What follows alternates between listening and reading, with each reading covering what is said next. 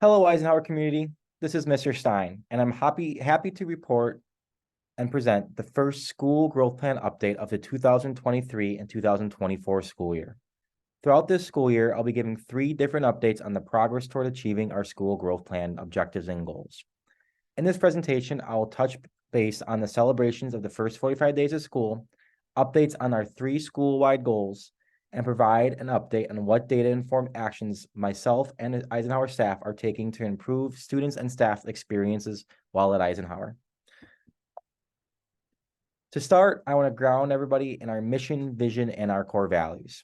Our mission is why we exist, our purpose to the community and each other, and what we do to hope to achieve our vision. Eisenhower's mission is to foster an environment where all students are affirmed and experience an education where they can thrive academically and social and emotionally as empowered learners. Our vision is all about what we aspire to be. We aspire to ensure every child is seen, heard, and valued. Eisenhower aims to exemplify a student-centered learning community that stands for high expectations for all. And our core values are what we believe in and what we use to help guide every decision we make. We believe all students can learn and will grow. We believe in the power of positive relationships with students, families, and staff. We believe in the importance of collective efficacy. It's important to note that research says one of the best ways to move a school community forward is through collective efficacy. And we welcome the diverse identities of our learning community, and the voices of all students, families, and staff are valuable. Before we get into updates of data around our goals, I wanted to bring to light some celebrations from the first 45 days of the school year. As you can see, we made a road path for our celebrations. I think it's important to note that Eisenhower has been on a unique path or unique journey since June. And a number of things have taken place that we need to celebrate. From the first is onboarding 35 new staff members and having a successful welcome back day and a week for all staff members back on August.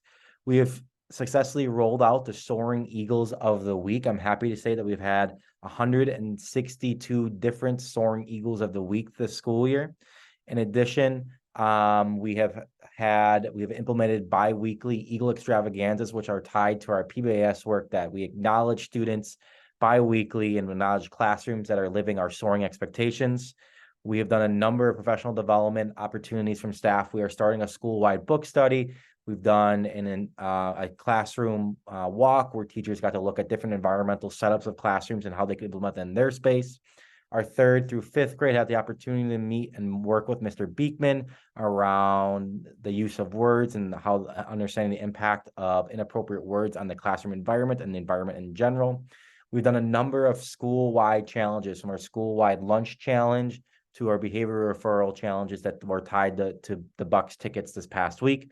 And one of the biggest things I want to draw attention to is the creation of a student support team from an academic standpoint and a behavioral, social, emotional standpoint, where we're looking at data, providing interventions for students to help them grow in their capacities around academics, math, and ELA, and also their social, emotional competencies, a huge improvement from where we have been in the past. Here's just a number of celebrations. Our pictures of the celebrations. In the middle is myself on the instructional levers walk. The far right is Mr. Beekman presenting to our 3rd grade. Bottom left is a week of Soaring Eagles. Bottom right is a picture of the Eagle extravaganza. And then top left is some community building and staff morale building activities that we've engaged in throughout the school year as we welcome in like I said, 35 different staff members this school year. The first goal I wanted to give everybody an update on is tied to our student performance on the statewide Ford ELA test. Last year, we had 36.1% of students at Eisenhower proficient in ELA. Our goal is to improve by 10% and get to 46.1% this school year. As you can see with this graph, we've had a negative trend since 2017 and 18 in terms of school-wide data related to ELA in the Ford results. I think it's important to note that the negative trend started prior to the pandemic in 2020. Part of our work this school year is continuing to ask ourselves why this negative trend occurred. And for comparison's sake, the district average is about 49% proficient. Once again, we are coming in at about 36%. This graph shows 38, just depending on how you look at the data in terms of students who opted out or not. Another bit of data that we are examining is STAR data. When looking at STAR data results over the years, you can see a relatively flat line from our reading results and a roller coaster results trend from our early literacy. Early literacy is a test that our primary grade levels take. As you can see, students at Eisenhower are performing slightly better on the STAR assessment than the Ford assessment when you compare those two across the board. For comparison, about 53% of students scored at the proficient or higher level as a district for reading. Similarly, these results pose a question about potential opportunities do we have to improve our reading instruction at Eisenhower. The next bit of data is connected to how students are growing, which is really important to me. Are we growing students and are we closing the achievement gap in some areas? Ultimately, to do that, we need to see high growth rates. As you can see, which is a highlight here, nearly 2/3 of our student body experience a typical or higher growth in the STAR from last fall. As I mentioned, this is a highlight when compared to other school years. However, ideally, we would like to see a high percentage of our students in the higher growth categories, because it would mean we are closing the gaps and having a number of students reach proficient in reading. The final bit of data I want to share tied to our ELA goal is the FastBridge. FastBridge data is tied to primary levels, so kindergarten, JK, SK, and first grade. As you can see, 70% of our students scored in a low risk. When you break it down by grade level in JK and SK on the next two graphs here, you can see 81% of JKers were considered low risk. 90% are considered low risk in kindergarten. It's important to mention that these two scores are on level with the district average compared to other schools in fundamental reading skills.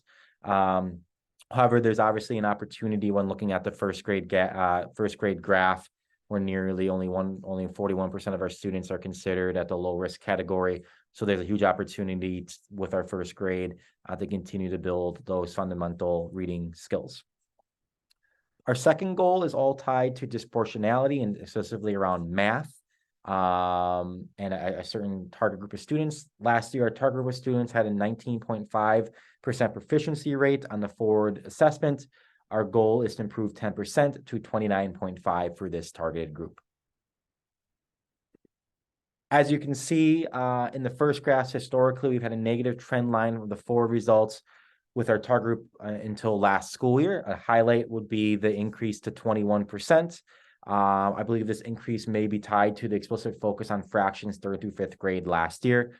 Like I said, this is another highlight, the growth we've made with this target group from 2 years ago compared to last year. The second graph is all about overall proficiency rates for math on the Ford. As you can see, this graph follows a similar trend line as our target group. However, I'm happy to report we saw an increase of 4% for our math results over the last 2 school years. The next graphs are tied to our math STAR results for the target group. The target group trend lines remain stagnant over the last 2 years at around 28%. Overall has remained at 28 to 30% over the last 3 or 4 testing periods. Additionally, only about 42% of our target group experienced typical high growth. Once again, this data and the pie chart is really important, because if we want to see the percentage of students increase in terms of proficiency rates, we got to close that achievement gap and hit high levels of growth in this data. So that's another bit of information that we will continue to monitor through the STAR. In terms of action steps, what are we doing? Goal 1 and 2 are very, very similar. After reviewing both data for academic and DisProGrow, we have a huge opportunity to continue to enhance our Tier 1 instruction here at Eisenhower. Tier 1 instruction is the instruction that all students receive on a daily basis.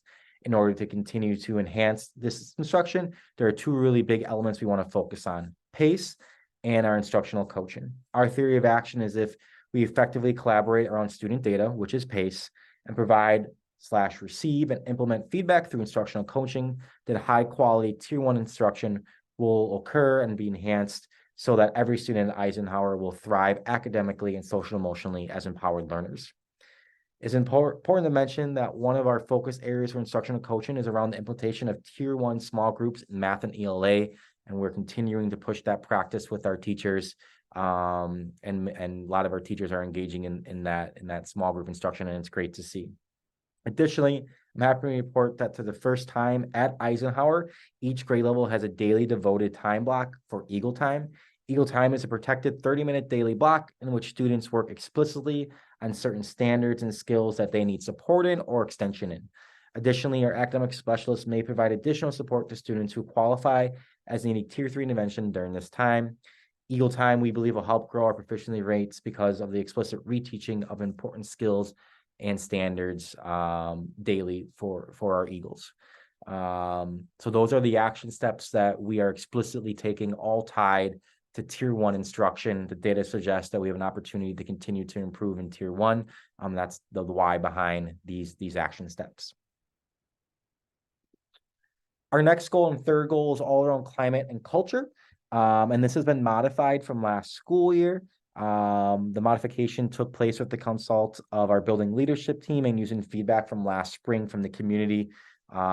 We have decided to change it to focus from feeling sense of belonging to feeling a sense of safety at school. And based on the student perception survey results, we would like to see this number increase from 81.5% to around 90% for students always or usually feeling safe on the student perception survey. The student perception survey was given through our 2nd through 5th grade to start the school year. Based on our fall perception results, 80.6% of students surveyed indicated they feel safe usually or always at school. Compared to last school year, this is slightly down, but I want to make mention that this decline does not match the anecdotal or observational data that we are receiving from students, staff, and parents over the last the start of the school year. As you can see, like I mentioned earlier, 2nd through 5th grade are given the survey. We had an 82% completion rate, which is really solid. This next graph is the historical trend over the last 3 survey results from March last year, May last year, and spring this year. We can see there's about a 1% drop from last spring. Once again, this does not necessarily match the anecdotal or observational data we are hearing from our stakeholders. This next bit of data is really interesting for our school community. It's pulled from our student perception survey and speaks to the need to build peer relationships and the feeling of support from peers. This data is also pushing us to think beyond physical safety, but also safety to take risks and be vulnerable academically. The question we keep posing is, could it be possible that students not feel safe because they do not feel supported by their peers? Some of the things that we're doing to help remedy this is restorative practices or circles, part of our morning meetings in certain grade levels. Second step curriculum is being implemented at all grade levels, which is the first time ever we've had it at Eisenhower, an evidence-based SEL curriculum at all grade levels. We have a student mediation process when student conflict does arise that our student service team works through. Part of our Eagle Extravaganzas, there's a principal's ward, and that ward I get to pick as a principal every week to honor kind of that open mind or ready to learn attribute of soaring that comes to life in classrooms that I see, just to acknowledge students when they are being supportive of their classmates. Next, we're going to get into behavior data, and looking at our behavior data is another highlight when comparing it to last school year. This school year, we have seen 55 total minors from 32 different students. This means about 9% of Eisenhower students have received at least 1 minor. When compared to last year, 33% of students had at least 1 minor by the end of the year. Once again, we are only comparing this year through beginning of November, when that 33% became from last spring, but still there's a stark difference in the percentage of students earning a minor. Additionally, there were about 186 total minors at this point last year. This is a stark decrease behavior referrals from this year, which speaks to the impact of implementing a Tier 1 PBIS process and structure that may have been not fully built out in previous years. Unfortunately, we do have disproportionality in terms of the number of referrals given to Black students, where nearly 45% of our minors are issued to Black students. As you can see, the top 3 areas in which we receive minors, or students are receiving minors, are physical contact, failure to follow directions, and unacceptable language. In terms of majors, we also have seen a decrease when compared to last year's school year. We have had 28 total majors from 15 different students. This means that 4.2% of Eisenhower students have received at least one major this school year. The second graph also unfortunately indicates disproportionality in terms of out-of-school suspensions based on race.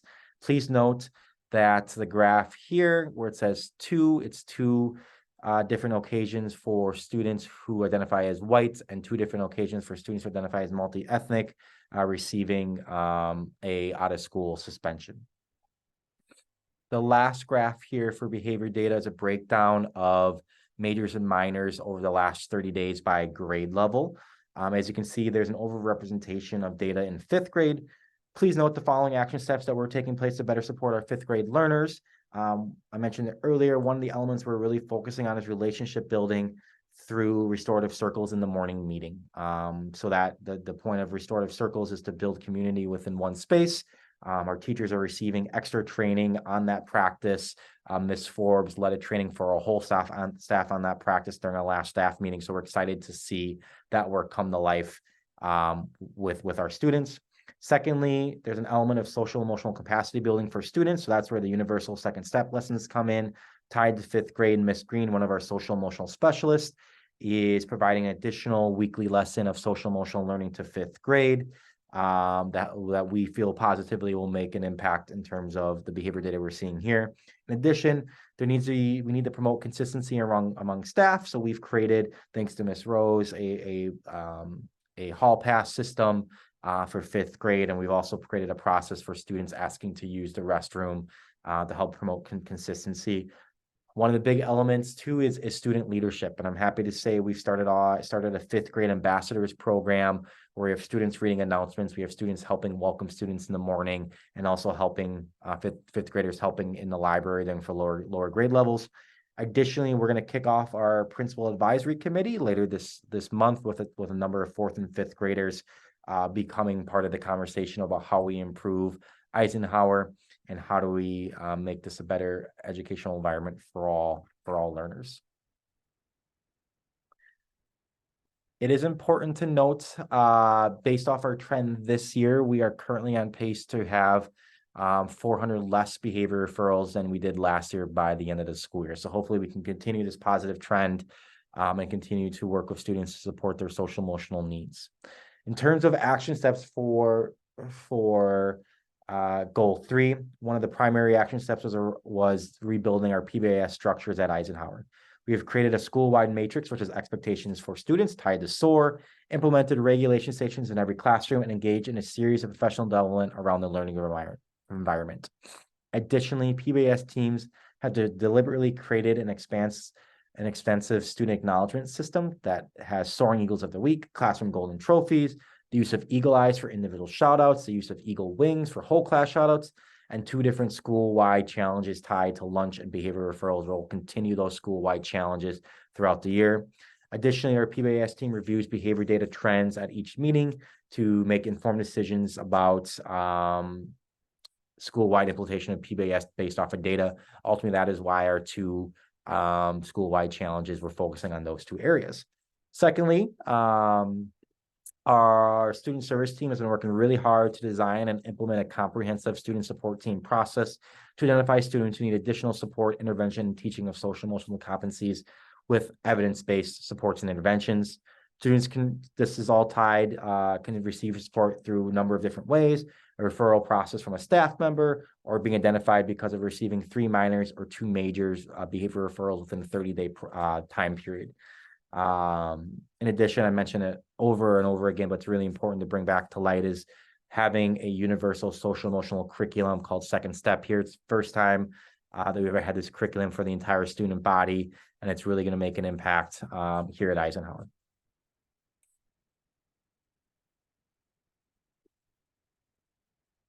Finally,